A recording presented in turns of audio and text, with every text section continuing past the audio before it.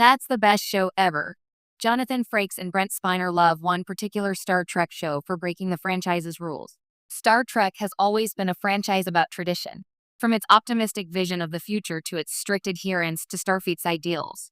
The series has rarely strayed too far from the formula Gene Roddenberry established back in the 1960s. Yet, some of its most beloved entries are those that dared to push against those rules. And for Jonathan Frakes, Commander Riker, and Brent Spiner, Data, one series in particular stands above the rest as their favorite precisely because it broke the mold. Both actors, who defined much of Star Trek, the next generation's heart and humor, have been vocal about their admiration for Star Trek. Deep Space Nine. Their reasoning is simple. DS9 challenged everything people thought Star Trek should be, and in doing so, it became one of the most complex, layered, and rewarding entries in the franchise's history. A show that dared to be different. When Deep Space Nine premiered in 1993, fans weren't entirely sure what to make of it. Unlike the original series and The Next Generation, which sent their crews boldly traveling from star to star, DS9 anchored itself to a single location, a lonely space station orbiting Bajor. Many fans thought this would limit its storytelling potential. How could a show feel like Star Trek without the endless voyages into the unknown? But that stationary setting became DS9's greatest strength.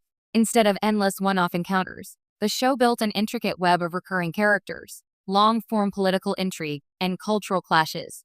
For Frakes and Spiner, this was revolutionary. It was Star Trek without the shiny optimism coating every story. It was gritty, morally gray, and shockingly real.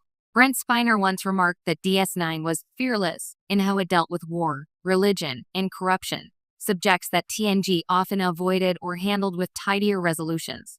Jonathan Frakes, meanwhile, praised the show's boldness, calling it the best-written Star Trek of its time.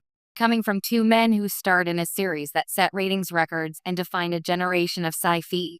That's high praise indeed. Rules were made to be broken.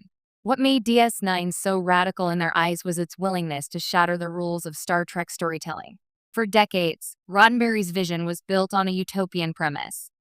By the 24th century, humanity had largely overcome greed, prejudice, and internal conflict. While inspiring, this rule often restricted drama. How do you tell compelling stories about characters who never truly clash? DS9 found the loophole. By centering the show on outsiders like the Bajorans, Cardassians, and Ferengi, it explored what life was like for those who weren't living in Earth's perfect federation. This gave the writers room to dive into darker and messier territory, something that delighted Frakes and Spiner as actors who craved layered drama. The Dominion War arc cemented this rebellious streak. Star Trek had never shown war on this scale, and DS9 forced its characters into morally impossible situations. Captain Sisko lied, manipulated, and even condoned assassination, all to save the Federation. For Spiner, who loved the complexity of morality plays, this was storytelling at its finest. Frakes, too, has admitted that DS9 felt like a prestige drama years before television was ready for it. Characters with shadows.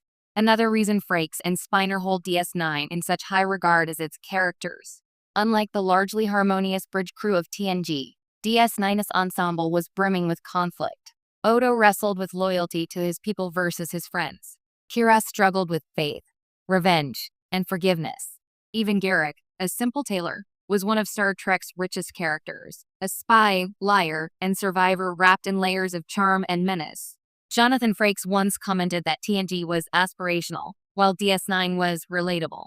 On TNG, viewers saw what humanity could become at its best. On DS9, they saw the flaws, compromises, and moral ambiguity that made the characters feel like reflections of ourselves. Brent Spiner, who always enjoyed exploring Data's struggles with humanity, praised DS9 for diving headfirst into those same struggles, but without the safety net of a robotic perspective.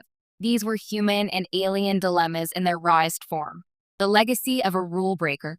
At the time of its airing, DS9 was often overshadowed by TNG's success and Voyager's flashier premise. Critics were divided on whether its darker storytelling fit within the optimistic spirit of Trek. But over time, DS9 has earned a reputation as one of the franchise's crown jewels. Its serialized arcs paved the way for modern prestige television. Its willingness to question the Federation's morality gave Trek more depth than ever. And its richly drawn characters remain fan favorites decades later. For Jonathan Frakes and Brent Spiner, DS9 represents the best of Star Trek precisely because it didn't follow the formula. It wasn't afraid to be messy, controversial, or even depressing. It trusted its audience to handle nuance, and in doing so, it carved out a legacy that continues to inspire writers and actors alike.